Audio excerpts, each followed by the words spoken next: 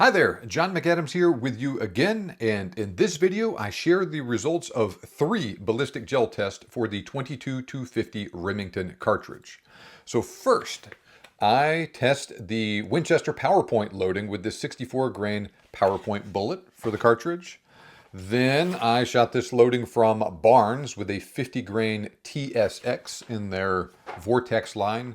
And finally, I shoot this load from the Hornady Superformance Varmint line with a 50 grain VMAX bullet.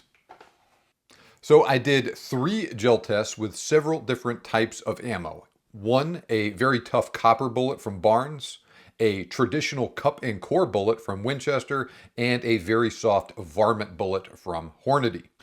Now, I did all of the shooting for this test using a Bergara Crest carbon rifle with a 20-inch long barrel. This rifle has a 1 in 9-inch twist rate.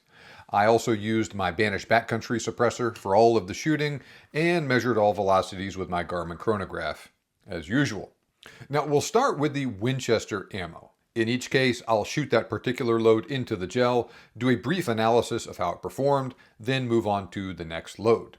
I unfortunately did not capture good video of me actually shooting the Winchester ammo into the gel, though I did for the others.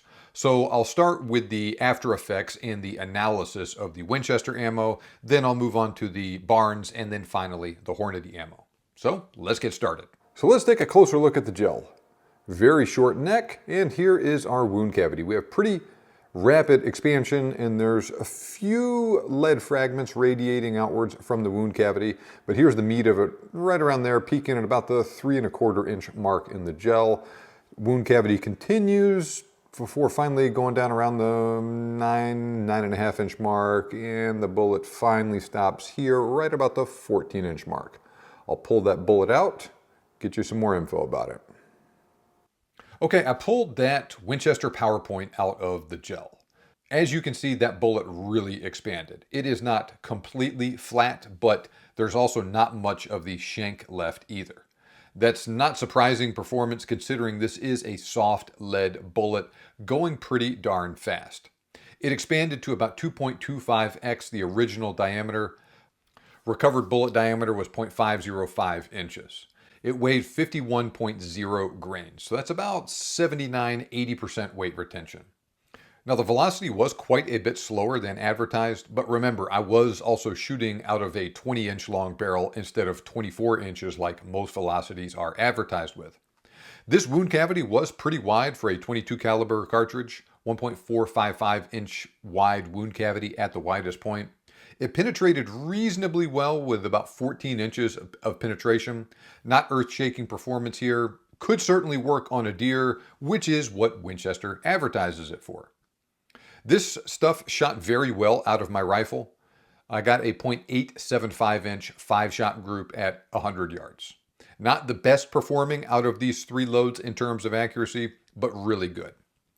Now, for what it is worth, I also shot the 64 grain Power Point from the 223 Remington into gel.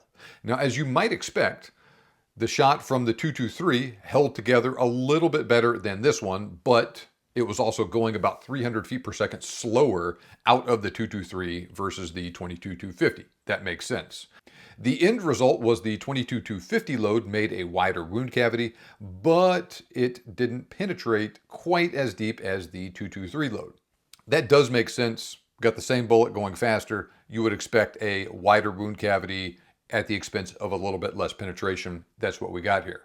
Okay, now we'll move on to the Barnes ammo.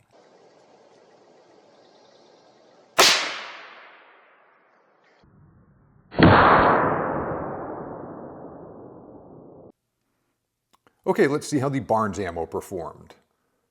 Little bit of a neck there, but not bad. Looks like initial expansion around the 1/2 inch mark. Then the wound cavity peaks around the 3-inch mark. Not a super big wound cavity, but this is in line with what I have seen from other quote-unquote big game hunting bullets out of 22 caliber cartridges like the 223 and 22-250. But I'll measure it and get you the details here in a second. Wound cavity gradually tapers down in size to around the 10-inch mark, thereabouts. Bullet continues to penetrate and comes to rest there right about 20 inches of penetration total. I'll pull that bullet out and get you more details, but looks like almost picture perfect expansion with that Barnes bullet. More details in a second. Now, as is typical with Barnes bullets, weight retention was excellent. Recovered bullet weighed 49.6 grains for 99.2% weight retention. Expansion is also excellent, 0.480 inches expanded diameter. That works out to just over 2x, about 2.14x expansion.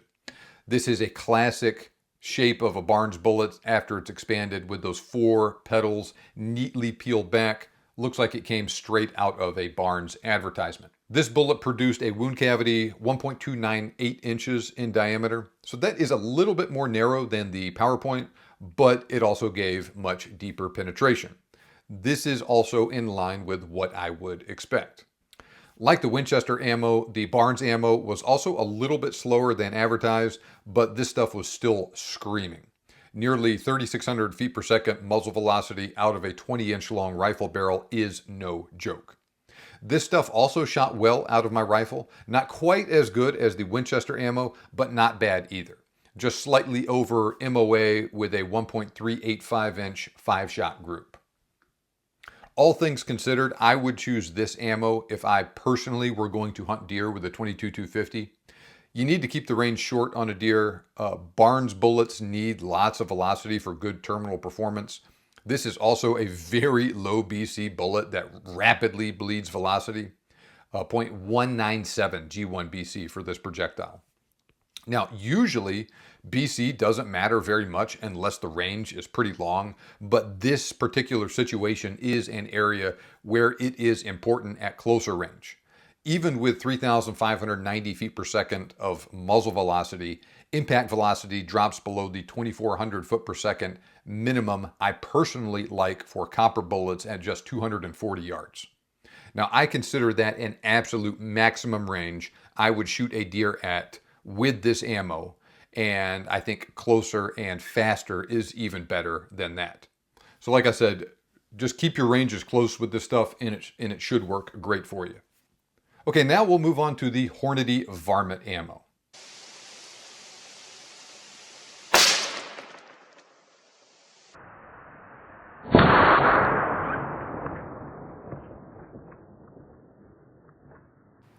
Okay, let's see how the 22-250 did in gel with this 50 grain VMAX.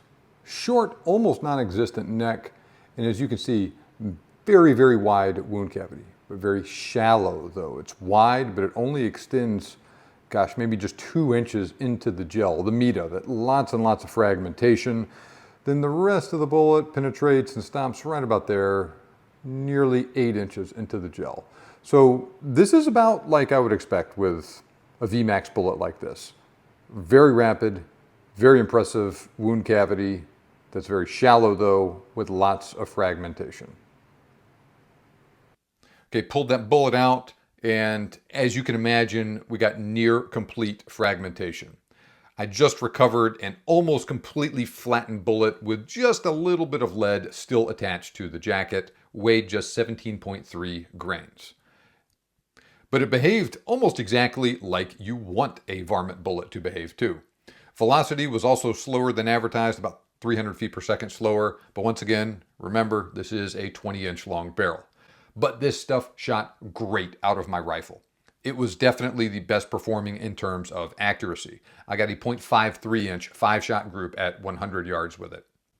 I would not hesitate one bit to hunt predators or varmints with this stuff. This is a very high velocity loading, and that translates to an almost laser flat trajectory. That's especially true if you are getting closer to the advertised velocity like you would with a longer barrel. With high velocity loadings like that, you don't need very much holdover at all. For instance, a 200-yard zero with this bullet at 4,000 feet per second of muzzle velocity, that works out to just over 4 inches of bullet drop at 300 yards. That is outstanding. This bullet seems to perform exactly as advertised, and it produced a very large but shallow wound. This is probably a very fur-friendly load. It's also not likely to exit something like a coyote. But like I said, that's exactly the sort of performance you want if you're using this on predators and varmints. Now, as we wrap up, I do have to give my normal disclaimer. Results in clear gel like this don't normally translate one-to-one into real-world situations on game. Bullets tend to penetrate better, but not make as large of a wound cavity in clear gel like this versus what they would do in a real-life animal. Animals also aren't completely homogeneous like this gel is either. So the results in these videos should be taken as a general trend. I'm not saying that if a bullet penetrates 8 inches, for instance, in ballistic gel, that it will penetrate exactly that far in real animals from every angle, regardless of what it hits. I'm saying that if a bullet demonstrates wide, shallow penetration in gel, then it will probably produce wide, shallow penetration in animals. The same is also true for narrow, deep penetration. Likewise, if bullet A penetrates better than bullet B in gel, well, it'll probably penetrate better than bullet B in an animal as well, etc. So take all of that for what you will. Now, let me know your thoughts on this subject. Have you used the 22-250 afield with any of this ammo? How did it perform for you? Leave me a comment, let me know. Likewise, leave a comment on this video and let me know the cartridge bullet combination you would like me to use in a future ballistic gel test I publish on YouTube. So far, I have published a bunch of other gel tests. They're all on a YouTube playlist for you to peruse, and I'm open to suggestions from you on what else you would like to see in the future. Now, if you enjoyed this video and you want more content along these lines, make sure you like this video and subscribe to my channel. You can also visit huntingguns101.com and sign up there for a free ebook on the best hunting calibers. I've put a link to where you can get that ebook in the video description and in the pinned comment. So thanks for watching, have a great day, and good hunting.